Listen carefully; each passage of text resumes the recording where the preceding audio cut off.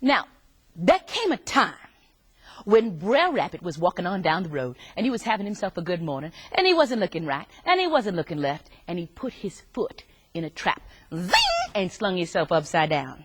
His head where his feet ought to have been, his feet where his head ought to have been. And at first, he was afraid he was going to fall. And then he was afraid he wasn't going to fall. And he started slinging his arms around, whooping, hollering, screaming, carrying on. And down the road, here came Brer Bear. Now, Brer Bear's kind of big and a little slow. And he stopped, and he saw Brer Rabbit hanging upside down. He went, "What are you doing?" And Brer Rabbit took one look at that critter, and he said, "I'm making $5 a minute scaring crows." And Brer Bear said, $5 a minute?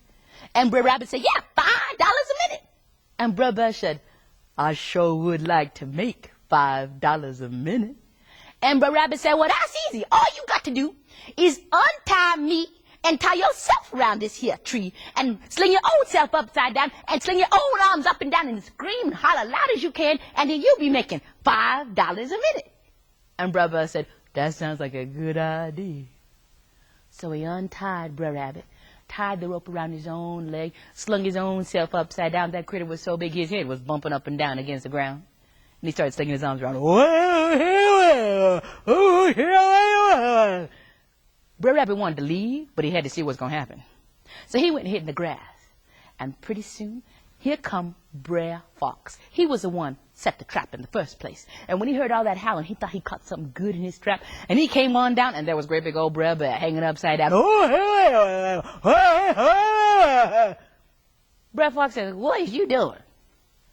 Brer Bear said, "I'm making $5 a minute scaring crows." And Brer Fox said, "No, you're not.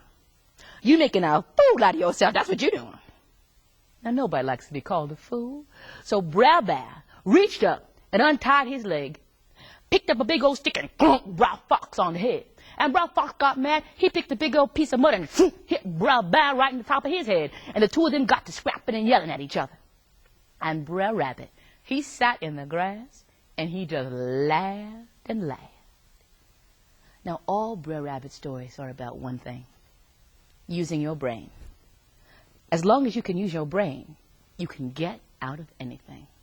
And that's the story of scaring crows.